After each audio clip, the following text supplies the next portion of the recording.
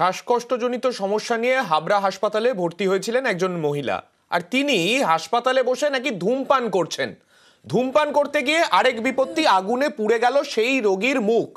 পাশের বেডের রোগীরা আগুন দেখে চিৎকার চেঁচামেচি করতে থাকেন। ছুটে আসেন কর্তব্যরত নার্সরা। কিন্তু যে ঘটনা ঘটলো সেই ঘটনায় স্বাভাবিকভাবেই প্রশ্ন উঠছে, হাসপাতালের ভেতরে একজন রোগী যিনি শ্বাসকষ্টের সমস্যা নিয়ে ভর্তি হয়েছেন, তিনি কিভাবে ধূমপান করছিলেন? আমাদের সঙ্গে আমাদের প্রতিনিধি জিয়াউল রয়েছেন। জিয়াউল, হাসপাতালের ভেতরে বসে তিনি ধূমপান করছেন, তার সমস্যা হচ্ছে শ্বাসকষ্ট।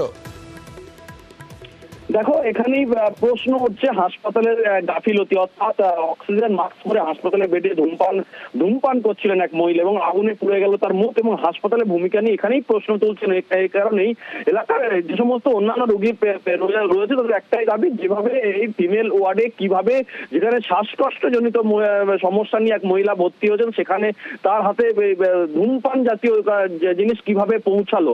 এখানেই তাহলে কি হাসপাতালের গাফিলতি রয়েছে? এ নিয়েও কিন্তু এলাকার মানুষ এবং অন্যান্য রোগীর পরিবার সবর হয়েছেন। তবে এক্ষেত্রে হাসপাতালের গাফিলতির তো অংশটা রয়েছে, কিন্তু যিনি রোগী, যার শ্বাসকষ্টটাই যার সমস্যা, তিনি কিভাবে ধূমপান করছেন ভেতরে? তার পরিবারের লোকজন তারাও নিশ্চয়ই পরবর্তীতে কিছু বলেছেন, কিন্তু তাদেরও তো একটা ভূমিকা নিয়ে প্রশ্ন থেকে যাচ্ছে।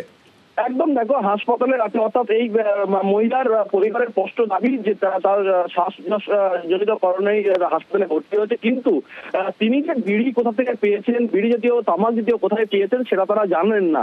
ফলে তিনি এটাই এখানে এলাকার মানুষ এবং অন্য রোগীদের প্রশ্ন, যে যেভাবে আগুন দাউ দাউ করে উঠছিল এবং তার বুকের প্রায় 70% কিন্তু পুড়ে গেছে। 70% পুড়ে গেল, এত ভয়ঙ্কর অবস্থা। জিয়াউল, তুমি সঙ্গে থাকো, রোগীর পরিবারের লোক কি বলছেন একটু শুনি। হয়েছিল কি, উনি তো আগে পরে বিড়ির নেশা করে, এবার লোকায় উনি বিড়ি খাইছে। কোথায় খাচ্ছিল? বেডে বসেই খাচ্ছিল। আচ্ছা, তারপরে এই কেসটা ঘটে, পড়ে যায়। উনি লুকিয়ে লুকিয়ে সঙ্গে রেখেছিলেন, কিন্তু পরিবারের লোক জানতেও পারলেন না তাদের রোগীর সঙ্গে এই রকম তামাকজাত দ্রব্য রয়েছে, এবং হাসপাতালের কর্তৃপক্ষের তরফেও জানা গেল না যে তার কাছে এটা রয়েছে। গাফিলতি তাহলে অ্যাকচুয়ালি কার, জিয়াউল?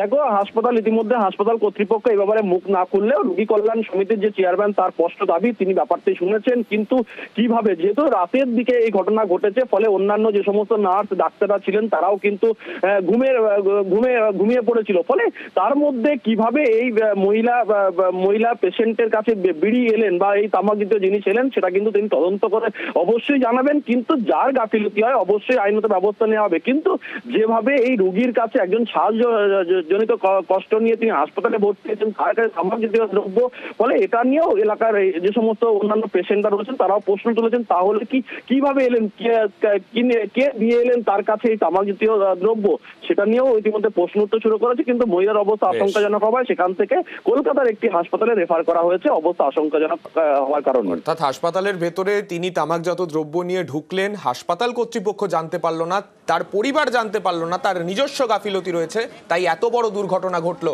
রোগী কল্যাণ সমিতির চেয়ারম্যান সেই হাসপাতালের কি বলেছেন শুনবো। যে ঘটনাটা ঘটেছে এর থেকে অনেক ধরনের বড় দুর্ঘটনা ঘটতে পারত। এবার ফিমেল ওয়ার্ডে কেউ ধূমপান করবেন এটা আমাদের কাছে আকাঙ্ক্ষিত নয়, কিন্তু এই ধরনের একটা ঘটনা ঘটেছে। ওনার অক্সিজেন চলছিল, সেই অবস্থানে ধূমপান করতে গিয়ে এই ঘটনাটা ঘটেছে এবং উনি এফেক্টেড হয়েছেন এবং তাকে এখান থেকে ট্রান্সফার করা হয়েছে। আমরা খোঁজ নিয়ে দেখব যে কোথাও আমাদের কোনো গাফিলতি আছে কিনা। আমি সুপারকে নিশ্চিতভাবে বলবো বিষয়টা দেখার জন্য।